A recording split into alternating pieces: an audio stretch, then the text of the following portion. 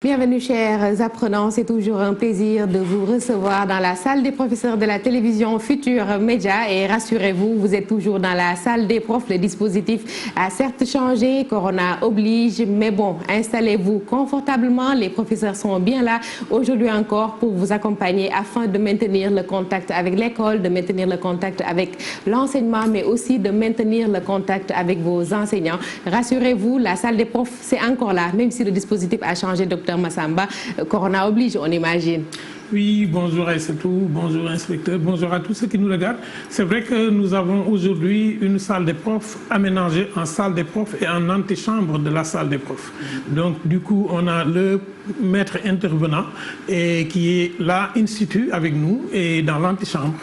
Les autres sont en train de peaufiner leurs fiches et ils les verront comme ils les ont toujours vus, intervenant sur plusieurs cours. J'en profite d'abord pour remercier l'ensemble des professeurs, des maîtres d'école, des directeurs, des inspecteurs qui tous les jours nous envoient leurs remarques et qui gratuitement, volontairement viennent donner des cours ici. Ils ne sont ni transportés, ni convoyés, ni recommandés.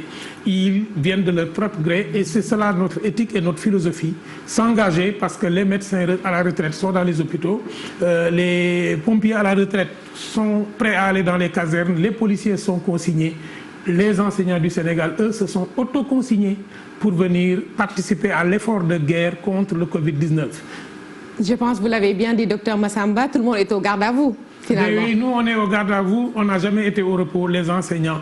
Mais là, on est plus alerte et nous allons accompagner nos élèves et leur montrer que le Covid-19 n'aura pas de prise sur notre conscience et notre engagement en tant qu'enseignants à forger des hommes de demain et des hommes d'aujourd'hui. Voilà, merci beaucoup docteur Massamba. Vous l'avez bien dit, les enseignants sont là avec nous dans l'antichambre de la salle des professeurs. Et déjà sur le plateau, nous avons inspecteur sec, mais en plus de l'inspecteur sec, inspecteur formateur, nous aurons aussi sur le plateau, juste après son passage, monsieur Abdelaziz Gueye, professeur de sciences de la vie et de la terre. Je pense que vous l'avez déjà pratiqué, si je peux utiliser le mot. Il était là il y a quelques jours, il revient aujourd'hui et il va nous parler de respiration, des exercices autour de la respiration, mais aussi une correction et sûrement avant la fin, avant de rendre la craie, si je peux aussi dire la craie, il va faire quelques rappels sur quelques notions de SVT, sciences de la vie et de la terre. À côté de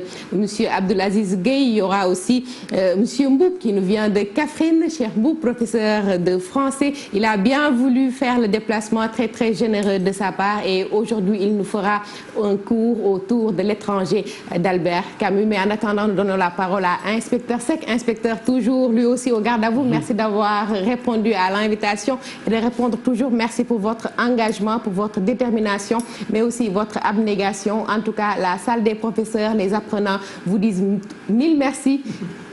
Principalement les tout petits qui sont en classe de CM2. Bonjour Aïssatou Ben, c'est toujours un plaisir d'être là et de partager avec les plus jeunes, celles-là et celles-là de l'école primaire.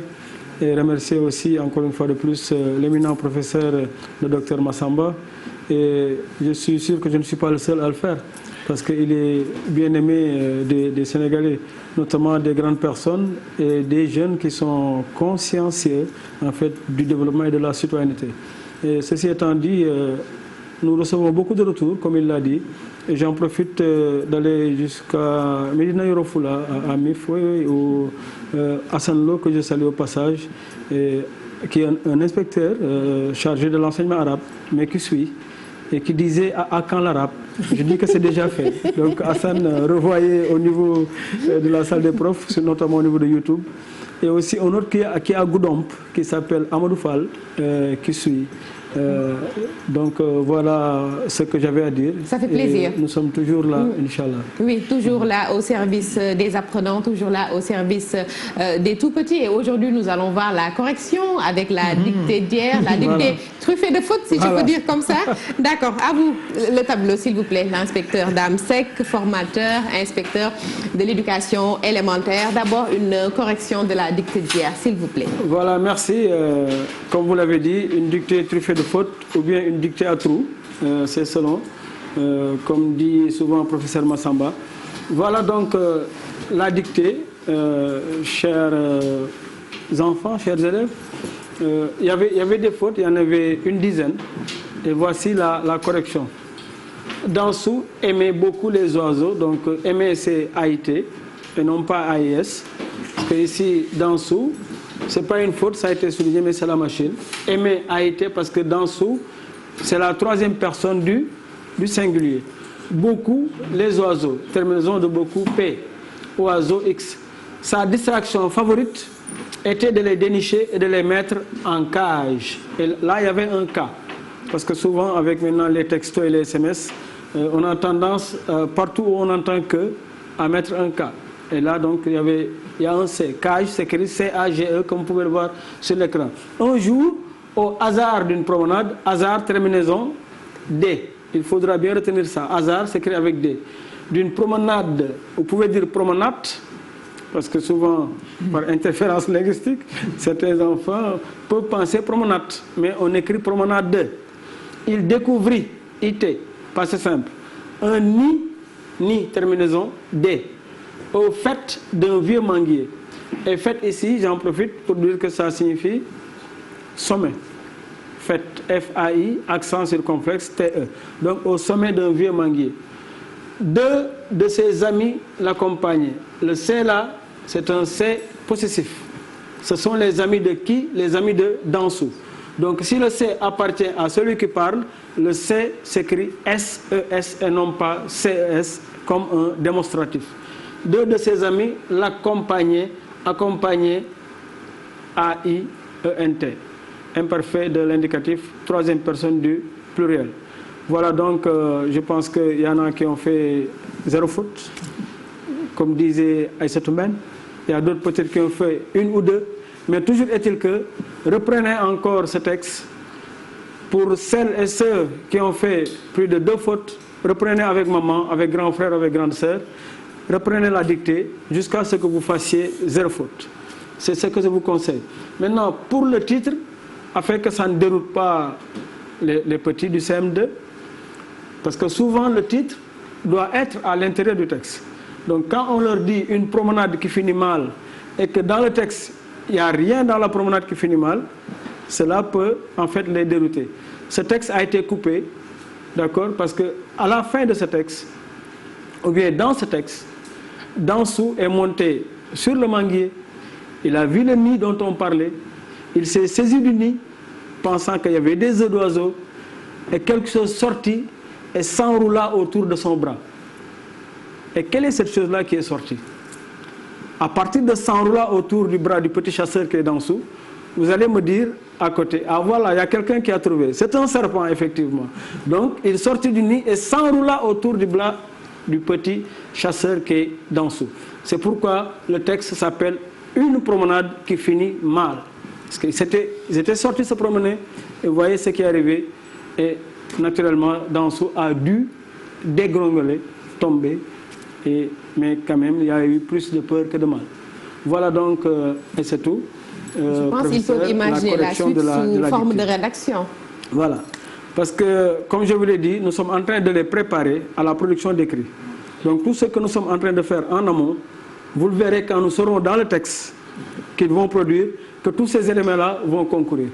Maintenant, toujours est-il que on va continuer ce que nous avions fait la dernière fois pour vous aider à trouver ce qu'on appelle les mots de même famille. Il y a ce truc qui demandait, est-ce que toujours il faut que l'on enlève la terminaison pour être dans le radical?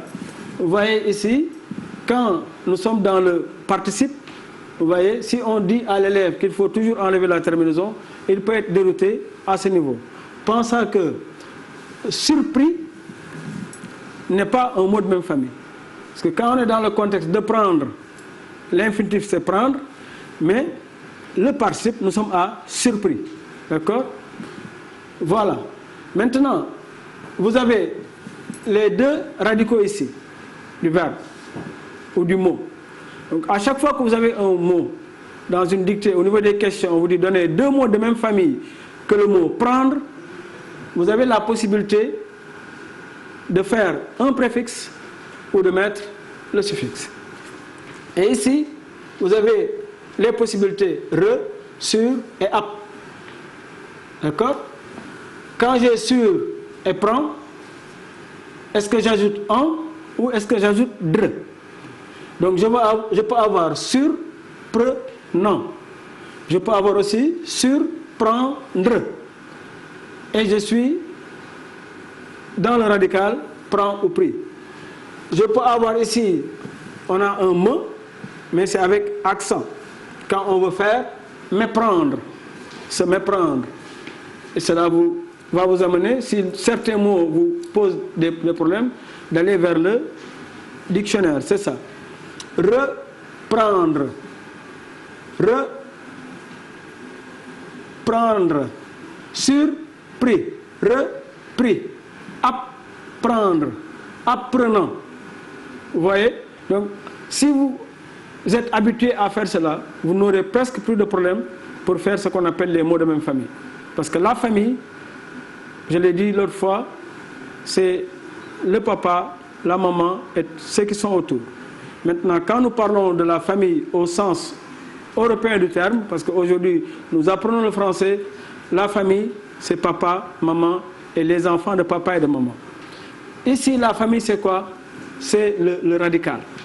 Après avoir donc identifié votre radical, vous pourrez enlever à droite, enlever à gauche et essayer de faire d'autres transformations pour trouver d'autres mots. Et tous les mots que vous aurez trouvés et qui existent en français seront des mots de la même famille. D'accord? On va passer au deuxième tableau pour consolider avec vous ce que nous avons dit tout à l'heure. Là, vous avez le radical confort. On vous l'a dit tout à l'heure. Vous pouvez prendre ici et essayer de faire des mots.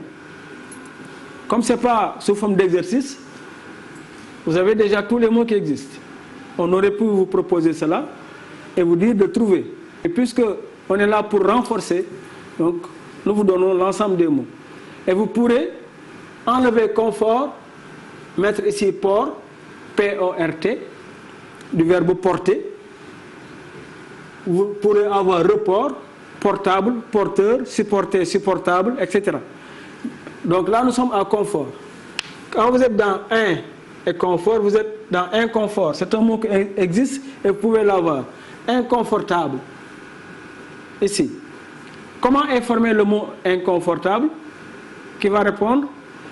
Inconfortable est formé du préfixe in, du radical confort et du suffixe able.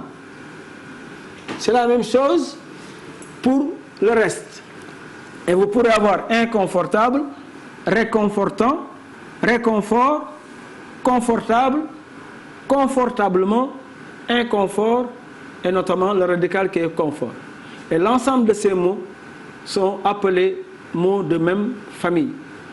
Donc voilà, le temps que vous lisiez et que vous preniez ce tableau, cela, comme nous l'avons dit tantôt, pourra vous aider quand vous êtes en production d'écrit. Voilà, donc la correction a été faite, d'accord? Nous sommes revenus sur les mots de même famille et nous allons peut-être, avec le tableau, consolider, renforcer sur les antonymes de certains mots. On va prendre des mots très très simples. Par exemple, quand on est dans contraire,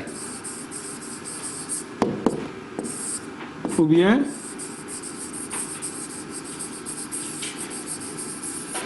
antonyme.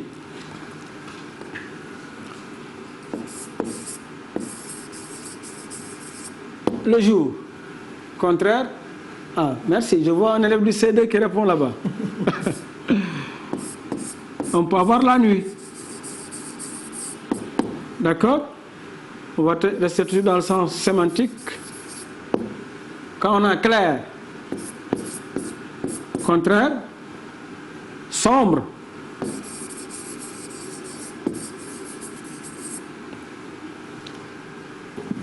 Si on a long, contraire, court. Sauf que quand il s'agit d'une personne, vous ne pourrez pas dire qu'il est long. On va dire que son Excellence, le président Abdou Diouf, ancien président de la République du Sénégal est grand. Mais on ne pourra pas dire qu'il est long. Donc long va s'utiliser avec les choses. D'accord?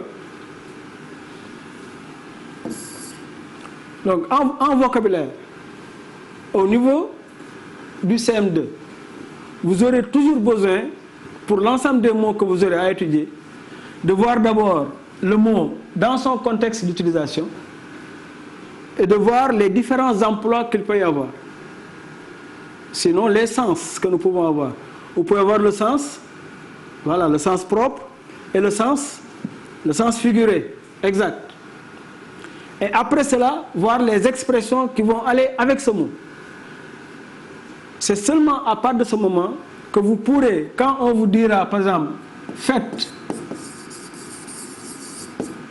la description d'une personne que vous connaissez à la maison, vous pourrez construire un texte cohérent avec des mots bien utilisés dans leur contexte.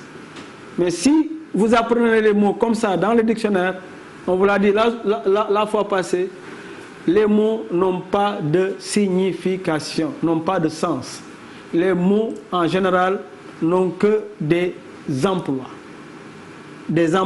en contexte. Et le mot que nous avions pris et qui est très illustratif à ce niveau, c'était l'adjectif frais. Quand j'écris frais comme ça, peut-être quand vous l'entendez, si vous êtes un peu élaboré, vous pourrez comprendre frais. Mais ainsi écrit, frais ne veut rien dire, a priori. A priori, je dis bien. Parce que quelqu'un peut penser que ce sont les frais du voyage. Un autre, comme Dr Massamba Gueye, peut penser qu'on parle du jus frais. Parce que lui, à chaque fois qu'on est dans ces objectifs-là, avec Hassan Gueye, il ne pense qu'à manger. Mais là, on n'est pas dedans. D'accord? Il faut attendre de voir le mot dans son contexte pour pouvoir comprendre le mot et l'expliquer et pouvoir l'utiliser en production d'écrit. Il y a certains de vos maîtres qui me demandent à quand la production d'écrit, mais qu'ils nous laissent encore 1, 2 leçons et on y sera de plein pied. On va essayer de fixer d'abord les connaissances. Voilà. D'accord. Parce que écrire, c'est un projet en fait. D'accord? Je ne vais pas... mûrir. Voilà. Et après ce cours, nous allons revenir demain, sûrement, en calcul encore, sur la règle de 3 et sur les pourcentages. Comment prendre un pourcentage d'un nombre, mais surtout leur expliquer, quand on dit 5%, qu'est-ce que cela veut dire. D'accord? D'accord. Voilà donc, pour ne pas trop vous alourdir, parce que souvent nous sommes en vacances et il y a trop d'exercices. Revenez encore sur les mots de même famille, sur les contraires. Et n'hésitez pas à poser des questions pour ceux qui le peuvent sur la page. Nous pourrons, Inch'Allah, essayer de répondre. Voilà, sur la page Facebook de votre émission La Salle des Profs. C'était la présentation de M. Seck, Dame Seck, inspecteur de l'éducation élémentaire, mais aussi formateur qui gère sur ce plateau pour nous les tout petits. J'espère qu'aujourd'hui vous avez pris bonne note. Vous allez pouvoir faire la différence et utiliser excellemment, très bien les mots. Et je pense que ce qu'il faut finalement retenir, c'est que les mots n'ont de sens que dans un contexte. Merci beaucoup, Monsieur Seck. Maintenant, bon, c'est entre Secken et Gueye. Nous allons accueillir un Gueye sur le plateau. Monsieur Abdulaziz Gueye, je pense, je l'ai dit tantôt, il est déjà passé. Il revient aujourd'hui avec nous sur le plateau de la télévision Futur Média, votre émission La Salle des Professeurs. Il est là, Monsieur Gueye. Merci Assou. Oui, bon. Mais c'est ça qui est normal. Le maître, il est debout et l'esclave, il est assis. Effectivement, c'est ça qui est normal. Bon, avant de commencer... Ça, c'est la riposte de Dr Massamba. J'attendais mon moment, Merci, professeur, merci beaucoup. Merci bien. Bon, avant de commencer, il est intéressant de faire ce qu'on appelle un geste pour rappeler aux élèves toutes les précautions qu'ils doivent prendre pour éviter la contamination au corona. Oui. Donc, c'est important. C'est important. Oui. Les mesures d'hygiène, c'est ce qui justifie aujourd'hui le dispositif. Il est bien servi par un gain. Ok, il n'y a pas de problème. Voilà, c'est important. Les mesures d'hygiène, c'est ce qui justifie aujourd'hui le dispositif que vous avez vu sur le plateau de votre émission, la salle des professeurs. Maintenant, place à un gain après le second. Merci beaucoup. C'est important. Bon, aujourd'hui, nous allons changer un peu de méthode. Nous allons commencer à vous proposer, chers élèves de la classe de 3e, un exercice portant sur la respiration chez l'espèce humaine, un exercice qu'on va corriger et commenter. Et après le commentaire du corrigé de l'exercice, on va passer à quelques rappels. Ici, nous avons un exercice, la respiration en altitude. On va lire ensemble. Lorsque l'on se déplace en montagne, à partir d'une certaine altitude, des troubles apparaissent. Des maux de tête, des vertiges, une accélération du rythme cardiaque et surtout des difficultés à respirer. Le rythme respiratoire augmente aussi à chaque inspiration et chaque inspiration devient plus profonde. C'est ce qu'on appelle le mal des montagnes. Pour connaître sa cause, on a mesuré à différentes altitudes la quantité de dioxygène présent dans un litre d'air atmosphérique. Les résultats obtenus sont consignés dans la figure ci-dessous. Et nous avons comme question, la première question, on nous demande, ou bien on vous demande, chers élèves, de décrire la variation de la quantité de dioxygène en fonction de l'altitude. À la deuxième question, on vous demande aussi à quel problème est confronté l'organisme en altitude. Et à la dernière question, on vous demande d'expliquer, évidemment, comment l'augmentation des mouvements respiratoires permet de compenser la faible teneur en dioxygène de l'air. Ici, la plupart du temps, le problème que les élèves rencontrent, c'est quoi? Le problème se trouve dans l'analyse de la courbe. Parce que la plupart du temps, les élèves, au lieu de vous parler de ce que traduit la courbe, les élèves vont vous parler d'accord, de la courbe uniquement, sans pour autant sortir les données. Il faudra faire très attention, parce que ici, au niveau de la courbe, nous avons deux axes. Nous avons un axe horizontal et un axe vertical. L'axe horizontal traduit quelque chose, de même que l'axe vertical. Ici, au niveau de l'axe horizontal, nous avons l'axe des abscisses, on l'appelle comme ça. Nous avons l'altitude. Au niveau de l'axe des ordonnées, c'est l'axe vertical, nous avons ce qu'on appelle la quantité de dioxygène en grammes dans un litre d'air. Donc, on peut rapidement passer à la correction. Un corrigé qu'on va essayer de commenter. Donc, à la première question, on nous a demandé d'analyser. Maintenant, l'analyse revient à dire, si nous analysons la courbe, on a une seule phase. C'est une phase qui est descendante. Mais là, l'élève ne va pas rester à dire que la courbe descend ou bien la courbe diminue. Mais ici, il s'agit, d'accord, d'une phase qui est descendante. Ça traduit. Ici, nous avons la quantité de dioxygène qui diminue progressivement. C'est une diminution sans arrêt. La diminution progressive se fait en fonction de l'altitude. C'est-à-dire que ici, plus l'altitude augmente, plus nous avons la quantité de dioxygène qui diminue. À la deuxième question, on nous a demandé la question de savoir quel est le problème confronté par l'organisme en altitude. Ici, on va répondre en disant que à l'altitude, l'organisme est confronté à un problème d'adaptation au manque d'oxygène. C'est tout ce qu'on appelle le mal des montagnes. Donc toujours nous avons l'organisme qui est confronté à un problème d'adaptation dû au manque d'oxygène. À la troisième question, on nous demande la question de savoir comment l'augmentation des mouvements respiratoires permet de compenser la faible teneur en dioxygène en altitude. Donc là,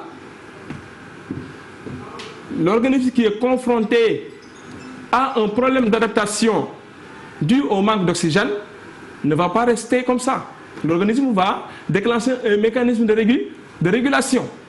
C'est la raison pour laquelle on va dire en effet cette augmentation des mouvements respiratoires permet à l'organisme de s'adapter. En quoi faisant? En faisant pénétrer plus d'air dans les poumons, ce qui lui permet de prélever une grande partie ou bien une grande quantité d'oxygène en un minimum de temps. Donc c'était ça le corrigé de l'exercice. Après cette correction, nous allons passer à quelques rappels. Peut-être corriger qu'ils peuvent retrouver sur la page igfm.sn du groupe Futur Média. Merci. Bon, en ce qui concerne les rappels, je rappelle que nous sommes toujours dans la leçon portant sur la respiration chez l'espèce humaine. Notre organisme fonctionne et en fonctionnant, cet organisme fait des échanges avec son environnement. Que fait l'organisme? L'organisme va prélever du dioxygène et rejeter du dioxyde de carbone, ce qu'on appelle le gaz carbonique. Maintenant, ces échanges de gaz se font à travers un mécanisme qu'on appelle la respiration. Et qui dit respiration va retenir ce qu'on appelle les mouvements respiratoires. Mouvements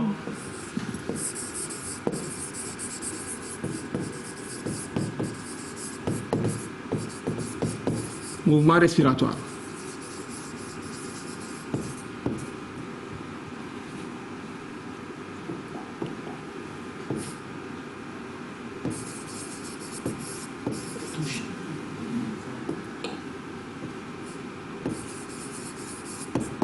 Mouvement respiratoire. Quand on parle de mouvement respiratoire, c'est un ensemble formé par deux phases. La première phase, c'est quoi? C'est l'inspiration. Et la deuxième phase, c'est quoi? C'est l'expiration. Si nous avons une inspiration,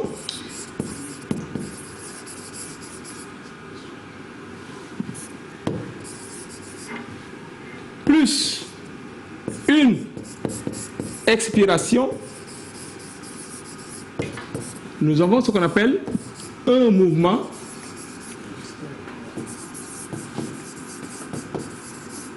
respiratoire.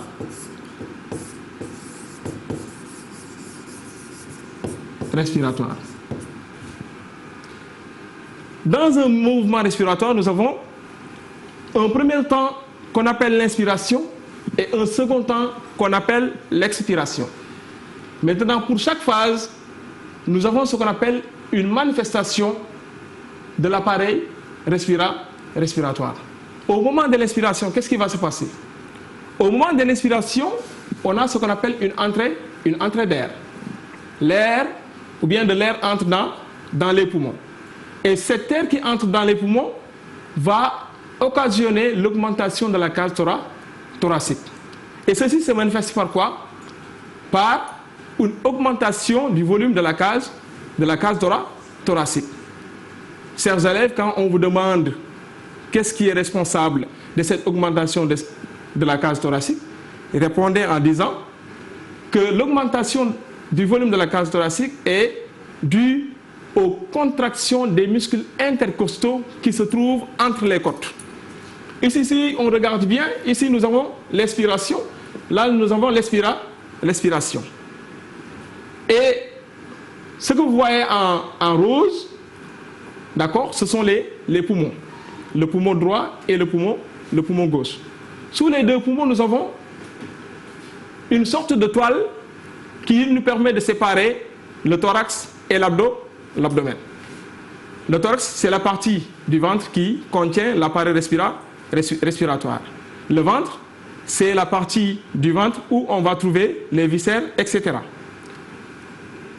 Lors de l'inspiration, les muscles intercostaux vont se contracter.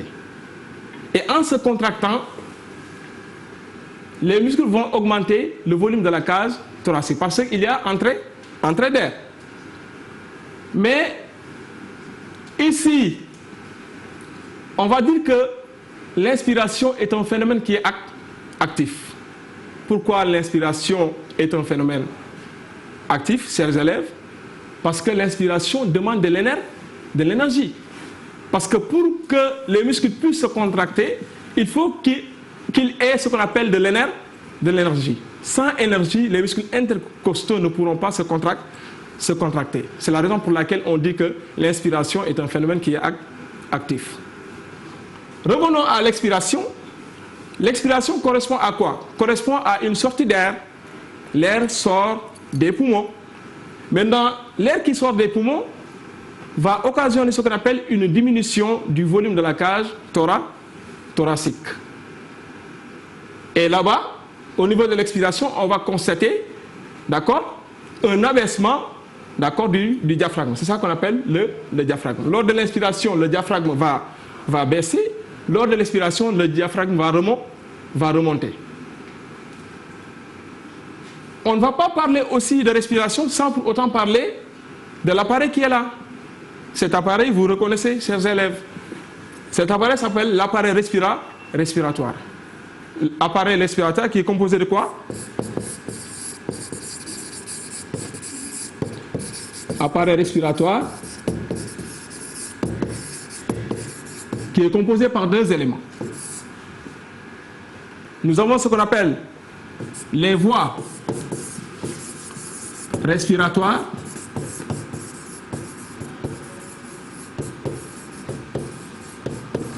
et les poumons.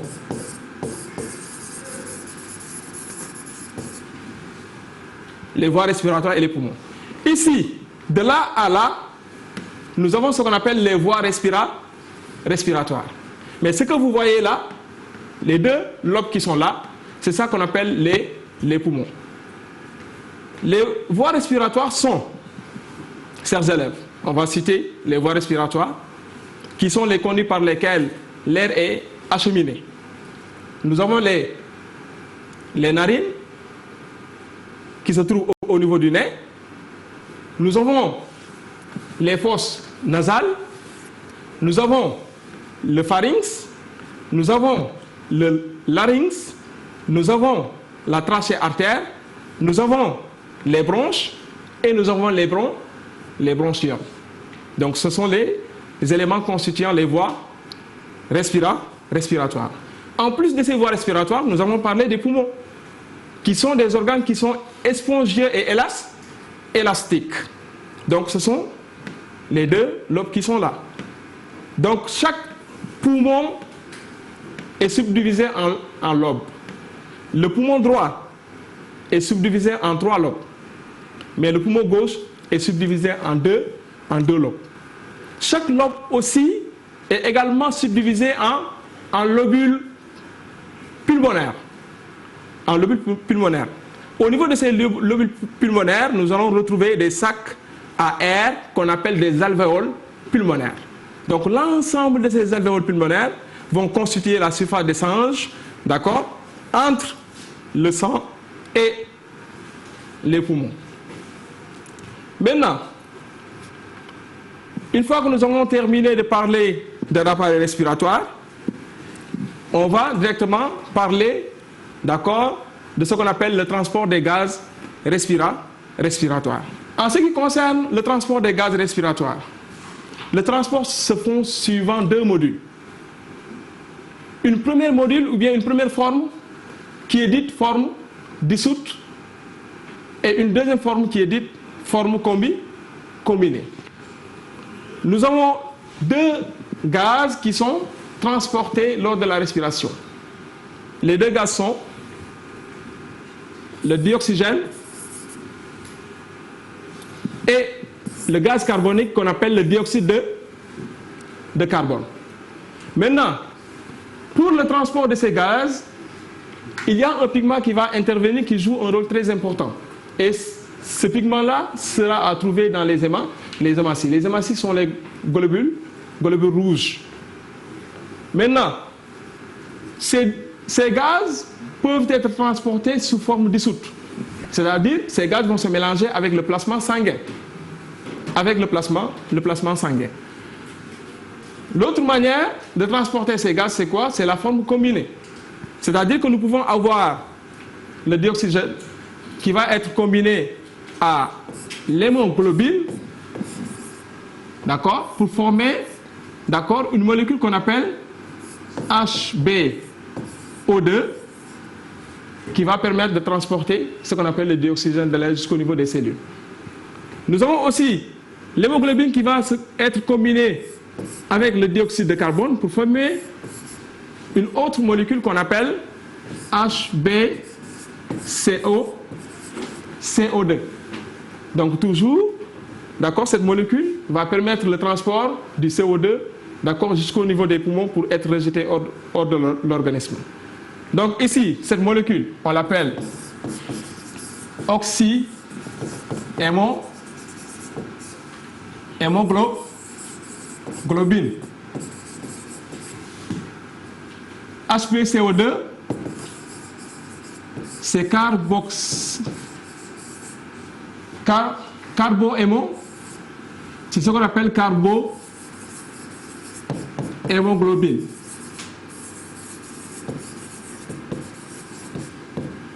Carbohémoglobine. Donc c'est l'hémoglobine qui va nous permettre d'assurer le transport des gaz respiratoires jusqu'au niveau des cellules. Après le transport des gaz respiratoires, nous allons parler, d'accord, des précautions que l'individu doit prendre pour éviter, d'accord, le dysfonctionnement de l'appareil respiratoire. Il faut éviter ce qu'on appelle le tabagisme. Le tabagisme. C'est quoi le tabagisme? Dans le mot tabagisme, nous allons pouvoir sortir un mot tabac. Le tabagisme est une intoxication due à l'usage prolongé du tabac. Le tabagisme est nocif. Parce que n'importe quelle quantité que vous pouvez prendre, ça va détériorer votre organisme. Donc, la fumée dégagée par le tabac contient des substances qui sont nocives, à savoir le goudron, la nicotine et le monoxyde de carbone, qui peuvent causer pas mal de maladies respiratoires, à savoir quoi? Le cancer des poumons et les maladies cardiovasculaires.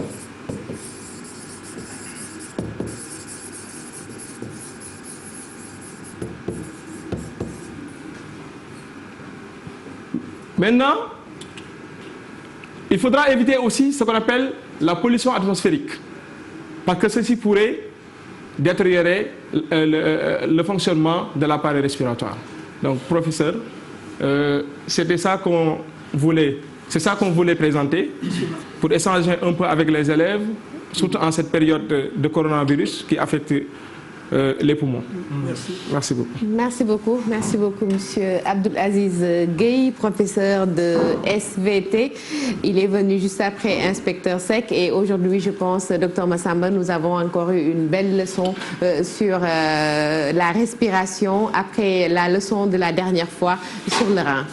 Oui, mais moi qui ai été tuberculeux en 1988, voilà, c'est une leçon qui me touche personnellement, parce que je sais ce que veut dire la fragilité des poumons. Il a abordé le tabagisme, mais quand j'ai été atteint de tuberculose, je me souviens, quand j'étais hospitalisé à Louga, le médecin, il a fait les radios, il a regardé, il m'a dit, est-ce que tu as jamais fumé? J'ai dit non, il me dit, toi, je te promets de te guérir. Ça veut dire que donc le tabagisme était... Et ce jour-là, j'ai remercié le ciel de n'avoir jamais fumé. Et j'ai engagé un combat contre le tabac parce que je savais que c'était un ennemi mortel. Donc merci de nous avoir donné... Que les gens comprennent que le coronavirus est dangereux parce qu'il s'attaque directement au siège de notre vie. Parce que quand quelqu'un meurt, on dit qu'il a arrêté de respirer. Et apparemment, c'est l'espace préféré du virus. Ah ben oui, mais le virus, il est intelligent. Et je dis, nous tous qui avons été tuberculeux, quand on a parlé de coronavirus, dès que j'ai entendu attaquer les poumons, je me suis souvenu des douleurs que j'ai eues dans ma vie, des souffrances que j'ai eues quand j'ai eu la tuberculose, des 6 mois pendant lesquels je ne devais approcher personne parce que s'approcher des gens, c'était la possibilité les 3 premiers mois de les rendre tuberculeux. Et je m'étais dit, je sais ce que je souffre et il n'est pas question de transmettre ça à quelqu'un. Je prie tous ceux qui pensent qu'ils sont malades. Je vous prie de rester sur place. Ne faites pas souffrir les gens. Vous savez la souffrance qu'on a quand le poumon est attaqué. Et s'il vous plaît, s'il vous plaît. Cela demande beaucoup de responsabilité, docteur Massamba. C'est extrêmement douloureux, la souffrance des poitrines. Donc que le coronavirus là s'arrête ici. J'ai souffert de la poitrine, j'ai eu la tuberculose et ce n'est pas le coronavirus, ce n'est pas le Covid-19. Je vous assure que le jour où les poumons sont attaqués, la souffrance est atroce et la douleur est inexplicable. S'il vous plaît, battons-nous pour que cette douleur-là s'arrête. Je me suis engagé dans ce combat parce que je sais ce que veut dire de souffrir des poumons. Donc, ayons une attitude responsable, chacun à son niveau, en respectant les mesures d'hygiène. C'est d'abord se protéger, mais aussi c'est aussi protéger son prochain, si on peut parler ainsi. D'abord protéger les autres. Oui, en tout cas, merci beaucoup, docteur Massamba, pour ce témoignage, cette main tendue, cet appel à l'endroit des Sénégalais. Disons tout simplement à l'endroit des peuples, parce qu'aujourd'hui, c'est l'humanité qui est affectée avec le coronavirus. Donc, ça demande une attitude responsable de la part des uns et des autres. Alors, protégeons l'humanité, c'est capital, c'est nécessaire. Maintenant, nous allons parler littérature et nous allons accueillir M. Mboup. Lui, je pense qu'il n'a pas de cale sur le plateau, ou bien Limben, ils ont... Ah bon, si c'est Ngari? Oui, le réalisateur et son chef. Le réalisateur et son chef. Ah d'accord, il paraît, le réalisateur dit qu'il est votre roi maintenant. Vous le verrez tout à l'heure, il est de l'autre côté. Il est de l'autre côté. Ouais, merci beaucoup, M. Mboup. Et avec vous, nous allons parler d'un roman produit par un philosophe et écrivain français, un roman qui est très très connu du système éducatif sénégalais. Oui, merci beaucoup. Je vous en prie. Merci, je suis venu répondre à l'appel de l'honneur. Merci. N'est-ce pas? Puisque quand Massamba appelle, tout le monde doit venir. Au garde à vous. Au garde à vous, c'est ça. Moi, souvent, je marche avec mes livres, mais aujourd'hui, je marche avec mes livres, avec ma chose qui me sauve. Et c'est important. C'est capital. C'est capital. C'est capital. Alors, le gel est capital. Alors, c'est important. Merci beaucoup. Je suis venu aujourd'hui ici pour présenter à mes élèves ce livre intéressant. On peut dire qu'un best-seller, n'est-ce pas? Parce que L'étranger d'Albert Camus, c'est l'ouvrage d'un prix Nobel de littérature, publié en 1942, en temps de guerre, et autour d'une notion que l'on appelle l'absurde, qui montre cette chose qu'il y a entre l'homme et le monde. L'homme et le monde, cela veut dire qu'au fond, on dirait que l'homme est dans un environnement qu'il ne maîtrise pas. Et pour comprendre cela, il faut lire d'abord le mythe de Sisyphe. C'est l'essai philosophique, n'est-ce pas, illustré par un récit, n'est-ce pas, qu'on appelle L'étranger.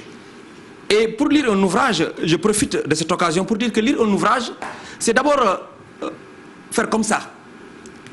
Parce qu'au fond, il s'agit d'une œuvre intégrale.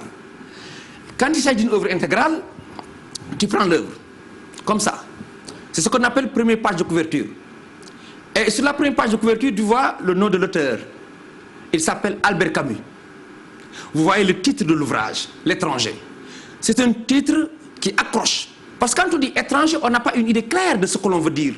Parce que d'habitude, l'étranger, c'est quelqu'un qui est là dans un espace qui n'était pas son espace, n'est-ce pas, qui quitte un espace pour un autre espace. Il est un étranger dans une maison, étranger dans un pays, étranger peut-être dans une ville. Mais c'est pourquoi, c'est là où réside d'ailleurs la grande problématique de l'absurde. Parce qu'en lisant cet ouvrage, on trouve qu'il s'agit d'une histoire d'un homme qui s'appelle Meursault. Meursault, dans les premières lignes de l'Inspit, il dit aujourd'hui, maman est morte ou peut-être hier, je ne sais pas. J'ai reçu un télégramme de l'asile, mère décédée, enterrement demain, sentiment distingué, cela ne veut rien dire. Et ces premières phrases que l'on appelle l'Incipit, les premières lignes de roman, on l'appelle l'Incipit. Aujourd'hui, maman est morte ou peut-être hier, je ne sais pas. J'ai reçu un télégramme de l'asile, mère décédée, enterrement demain, sentiment distingué, cela ne veut rien dire, c'était peut-être hier. Ce petit passage que l'on appelle l'Incipit a une signification forte. Parce que ça permet, dès au début, de dire que ce Meursault-là, ce narrateur, qui n'est pas l'auteur, il faut faire la différence entre narrateur et l'auteur. L'auteur ici, c'est Albert Camus. Le narrateur, il s'appelle Meursault. On le verra à l'intérieur de l'ouvrage, à l'intérieur de l'histoire. Alors, il vient enterrer et recevoir l'information d'une mère morte avec tranquillité, comme on dirait qu'il y a un divorce entre cette sensation que nous avons quand nous perdons notre maman et que cette sensation-là que Meursault a quand on annonce la mort de sa mère. Je l'ai vu dans deux ouvrages, dans L'étranger d'Albert Camus et dans Le vin d'assassin de Baudelaire. Ma femme est morte et je suis libre. Je puis boire tout mon saoul. Et lorsque je rentrais sans un sou, ce cri me déchirait la fibre. Autant qu'un roi, je suis heureux. L'air est pur, le ciel admirable. On était semblables lorsque j'en devais amoureux.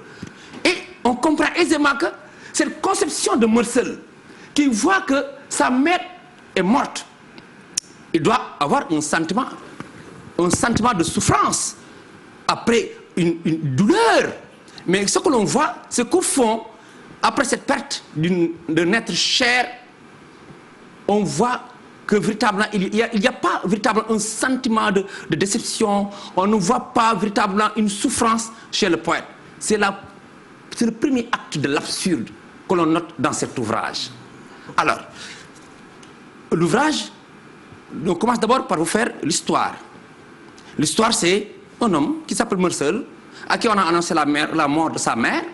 Après, il vient, il assiste aux enterrements avec un cœur, n'est-ce pas, tranquille, qui ne sent pas véritablement ce que les autres sentent quand on les annonce la mort de leur mère. Alors, il a parlé avec le concierge, il a parlé avec le directeur, il a assisté aux funérailles, il a bu du thé. Tous ces problèmes-là réunis montrent un homme insensible.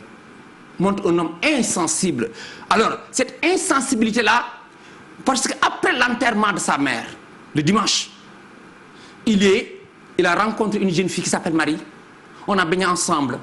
Ils sont allés voir un film comique de Fernandel. Les semaines suivantes, il a un ami qui s'appelle Raymond. N'est-ce pas? Ils sont allés à la plage. Ensuite, ils ont tué un arabe. C'est là le grand problème maintenant, le nœud de l'histoire. Parce que quand ils ont tué l'arabe, un autre problème se pose. Parce qu'en tuant l'arabe, il annonce un véritable problème qui ouvre les portes du malheur. Et si vous me permettez, c'est à la page 91, je ne sais pas si... À la page 91, il dit « J'ai pensé que je n'avais qu'un demi-tour à faire et ce serait fini. Mais toute une plage vibrante de soleil se pressait derrière moi. J'ai fait quelques pas vers la source. L'arabe n'a pas bougé. Malgré tout, il était encore assez loin. Peut-être à cause des ombres sur son visage. Il avait l'air de rire. J'ai attendu. La brume du soleil gagnait mes joues. Et j'ai senti des gouttes de sueur s'amasser sur mes sourcils. Après, en cette fois, sans se soulever, l'arabe a tiré son couteau qu'il m'a présenté dans le soleil. La lumière a giclé sur l'acier et c'était comme une longue lame étincelante qui m'atteignait au front. Tout cela, après, lorsqu'il a tiré, il a dit « J'ai tiré encore 4 fois sur un corps inerte. Cela veut dire que j'ai tiré 4 fois sur un coordinateur. Il a d'abord tiré pour tuer l'arabe. Ça, il a dit que c'est le soleil.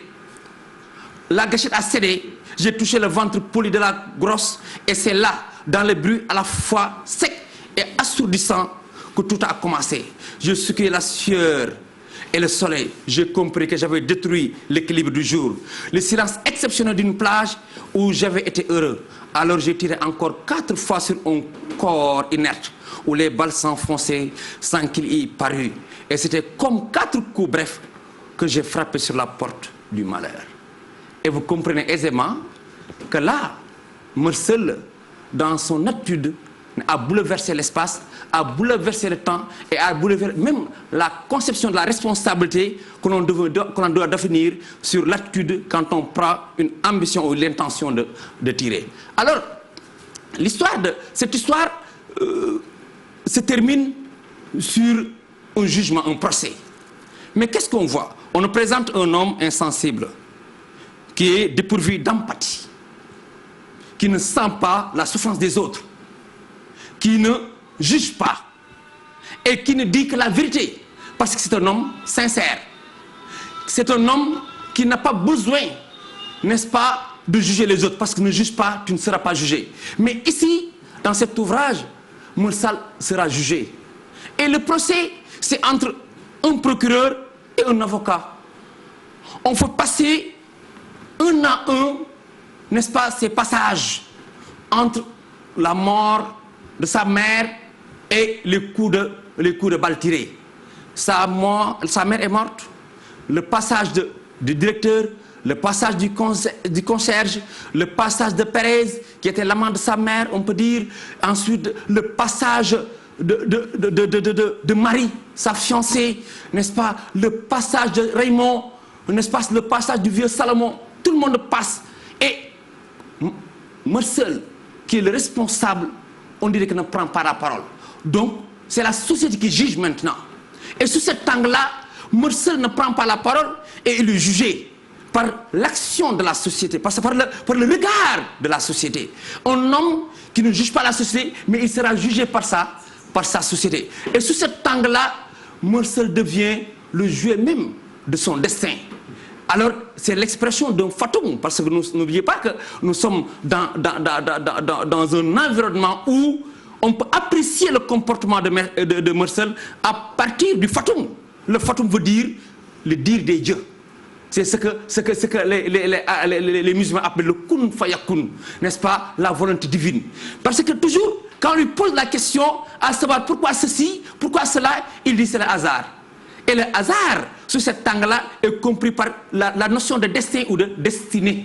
C'est pourquoi le dernier passage, la dernière expression de Meursault, quand il a été jugé et condamné, après l'arrivée de l'aumônier, pour lui faire revenir et accepter la volonté de Dieu, accepter qu'il y a un Dieu qui est là et qui pardonne, il a repoussé l'aumônier. Parce que son intention, ce n'était pas de rejeter ses fautes. Son intention, ce n'était pas de montrer qu'il n'était pas responsable de ses actes, mais de comprendre à ceux qui veulent comprendre que véritablement l'homme naît seul et meurt seul. L'homme est maître de son destin. Et c'est pourquoi il est intéressant aujourd'hui, au moment où on parle beaucoup de coronavirus, que l'on comprenne que véritablement l'homme naît seul et meurt seul. N'est-ce pas? Mais meurt seul, si on coupe le nom, il y a le verbe mourir et le verbe sauver. Sémantiquement parlant. Mais il y a aussi, phonétiquement parlant, on entend meurt et seul. N'est-ce pas? Donc, mourir, sauver, c'est sous l'angle, n'est-ce pas, sous la vision solitaire de son engagement, mais Meursault, c'est sous la vision solitaire de son engagement. Là-bas, c'est solidaire, ici, c'est solitaire. Et c'est important, parce que chaque action seule choisie doit engager aussi la responsabilité des autres. Chaque action posée en tant qu'individu, c'est pourquoi quand on dit agir de telle sorte que la maxime de votre comportement se rédige à une loi universelle. Et c'est ça Meursault. C'est pourquoi la dernière phrase, le dernier passage de Meursault, il dit « Comme si cette grande colère m'avait purgé du mal, vidé d'espoir, devant cette nuit chargée de signes et d'étoiles, je m'ouvrais pour la première fois à la tendre indifférence du monde, de l'éprouver si pareil à moi, si fraternel enfin, j'ai senti que j'avais été heureux et que je l'étais encore. Pour que tout soit consommé, pour que je me sente moins seul, il me restait à souhaiter qu'il y ait beaucoup de spectateurs le jour de mon exécution et qu'ils m'accueillent avec des cris de haine. Et c'est important ce passage, parce qu'au fond, on trouve un homme qui est seul dans sa conception du monde, parce qu'il pose ce divorce qui existe entre sa compréhension des choses et le monde qui réclame explication et qu'il n'aura jamais, et la société qui juge à partir des actes et qu'au fond, cette société-là elle-même ne se juge pas. Parce que si on prend exemple par exemple, le juge ne juge pas Meursault parce qu'il a tué l'arabe, mais le juge juge Meursault parce qu'il n'a pas pleuré à l'enterrement de sa mère. Et Albert Camus dit, nous sommes dans une société où un être est condamné à mort parce qu'il n'a pas pleuré à l'enterrement de sa mère. Et c'est là où réside le caractère absurde même de la philosophie de Albert Camus. Parce qu'on ne juge pas les faits. Et pourtant, dès le début, le procureur a dit, il est juge de faits. Et ce qu'on voit, c'est qu'il ne juge pas les faits. On ne juge pas les faits, mais on juge son rapport social, ses rapports avec ses individus, ses rapports avec sa mère, ses rapports avec ses amis, ses rapports avec Marie, ses rapports avec Père Salomon, et ce qui n'est pas juste dans un tribunal sérieux et qui se veut juste, on juge à partir des actes, n'est-ce pas, à partir des faits et non pas à partir des rapports avec les individus. Et c'est ce que-là que le juge conçoit comme une attitude, n'est-ce pas, qui élimine un personnage parce qu'il ne sait pas que c'est un être qui ne doit pas vivre dans une société où on a besoin de cœurs qui s'ouvrent, n'est-ce pas, pour les autres hommes et de cœurs qui aiment les autres hommes. Et ce dernier passage, vous le trouverez peut-être dans les confessions de Jean-Jacques Rousseau, n'est-ce pas, quand il dit que la trompette du jugement dernier sonne quand il voudra, je viendrai ce livre à la main, je dirai avec la même franchise ce que j'ai fait de bien et ce que j'ai fait de mal. Cela veut dire quoi? Cela veut dire que l'attitude de Meursault est une attitude courageuse parce qu'il prend son destin à quatre mains. C'est-à-dire que de manière très simple, c'est ce que je voulais donner comme explication, faire comprendre aux élèves. C'est-à-dire pour expliquer cet ouvrage, on donne aux professeurs la possibilité, parce que nous sommes dans les classes, mais au moins on s'ouvre sur une conception très naturelle, n'est-ce pas, pour lire un ouvrage. Pour lire un ouvrage. On ne lit pas comme ça un ouvrage, mais pour lire un ouvrage, s'il s'agit surtout d'un roman, il faut connaître son contexte. Son contexte est important. Connaître, au-delà de son contexte social, son contexte littéraire. Parce qu'ici, nous sommes en 1942. C'est le temps de la guerre. La raison a perdu la guerre. La force, n'est-ce pas, a été défaite. N'est-ce pas? Donc, sur cet angle-là, n'est-ce pas, on ne peut apporter une autre vision du monde, proposant un autre regard sur les hommes, parce qu'on n'est plus dans un monde où la raison ne se doit triompher. Et c'est là, monsieur, ce que j'avais à dire aujourd'hui, puisqu'il s'agit d'expliquer un ouvrage très difficile, mais permettre à tout le monde, n'est-ce pas, puisque la réflexion continue dans les salles de classe. C'était ça ma petite contribution à apporter ici. Et merci à ce maire. Je vous en prie, elle est grande la contribution. Elle est immense, elle est monumentale. Le Ndoukoumane peut être fier de vous. Ah ben oui, vous n'avez pas fait tous ces kilomètres pour rien. Mais surtout qu'il est fils de Ndoukoumane, qui a fait ses études au Ndoukoumane et qui est devenu professeur dans l'école où il était élève. C'est hyper important et moi je voudrais quand même le saluer parce que je l'ai connu élève. J'étais jeune professeur. Je l'ai connu, j'avais une troupe de théâtre à Koungheul, c'est le Diallo avec une troupe de théâtre à Kaffrine. Et par le théâtre, nous apprenions le français à nos élèves. Aujourd'hui, de le voir aussi à l'aise, parlant, expliquant sa passion, et c'est hyper important. Il a fait l'entrée par le personnage. Et lorsqu'on analyse un roman, on a plusieurs entrées. Vous pouvez choisir l'entrée par l'espace, l'entrée par le temps, l'entrée par le style, l'entrée par le contexte. Il pouvait partir du paratexte pour entrer, mais il a choisi l'entrée exceptionnelle en cette période. L'entrée par l'homme, par le personnage, pour aller vers la responsabilité sociétale qui nous tient en ce moment. Et c'est ça l'intelligence de l'enseignant. L'intelligence de l'enseignant, c'est la saisie de la situation immédiate et la transformer en discours pour que la réception de l'élève ne soit pas une réception passive, mais une réception participative qui donne un sens à la parole du professeur. Vous savez, lorsque vous passez devant une classe et que vous entendez le maître plus que les élèves, il y a un problème pédagogique. Je voudrais te dire que je suis fier de toi. Merci et que beaucoup. Tes professeurs de français, Baïdi Daf, Célou Diallo, doivent aussi être très fiers de toi. Bravo. Ce pays est pétri de jeunes talents et tu fais partie des talents que nous avons. Merci. Il est le symbole de la qualité de l'école publique sénégalaise. Exactement. Magnifique. Exactement. Et merci d'être venu pour nous appuyer. Merci beaucoup. Merci d'être venu pour nous appuyer. Merci beaucoup. Merci beaucoup. Merci beaucoup. Merci beaucoup, monsieur Cheikh Mboup, professeur de français. Merci pour cette générosité, cette façon de parler, de transmettre le savoir. Je pense que c'est important. Et aujourd'hui, c'était tout pour la salle des profs. Je pense nous avons bouclé les 3 cours du jour, si je peux parler ainsi. Ces moments de partage de connaissances, ils sont là encore. Le dispositif a certes changé, coronavirus oblige, mais ils sont encore là, déterminés à nous accompagner et à aller jusqu'au bout. C'est le cas pour M. Damsek, inspecteur formateur. C'est aussi le cas pour M. Abdelaziz Gueye, professeur de SVT. Et vous l'avez constaté, nous avons terminé avec la littérature, mais ce fut de beaux moments de partage. Merci beaucoup, Dr Massamba. Merci aux parents, merci aux élèves qui nous suivent, merci à toutes les personnes qui nous appuient, qui nous appellent et qui nous encouragent. Merci aussi à ceux qui disent qu'on n'aurait pas dû le faire. Mais nous l'avons fait. Merci beaucoup, Dr Massamba. En tout cas, mille merci, chers apprenants, pour la patience, mais aussi pour la présence. Et encore merci à nos chers professeurs. Merci aussi à l'équipe technique. Juste préciser que vous pouvez retrouver tout ça sur igfm.sn ou bien sur la page Facebook, salle des professeurs TFM, où vous pouvez aussi avoir des moments de rencontre, de partage avec les professeurs. C'est encore possible. Nous sommes encore là pour vous accompagner. Je pense que n'oublions pas le livre, mais bon, aujourd'hui je suis un peu tentée de cacher Alimoto pour aller prendre Albert Camus, l'étranger, mais bon, on verra la semaine prochaine qu'est-ce que ça va donner. En tout cas, mille merci, chers apprenants. Prenez bien note, relisez, essayez tout ce que vous pouvez. L'essentiel, c'est de garder le contact avec l'école. En tout cas, nous sommes là ensemble avec vous, et comme j'ai l'habitude de le dire chaque jour, ensemble, Inch'Allah, nous y arriverons. Merci beaucoup.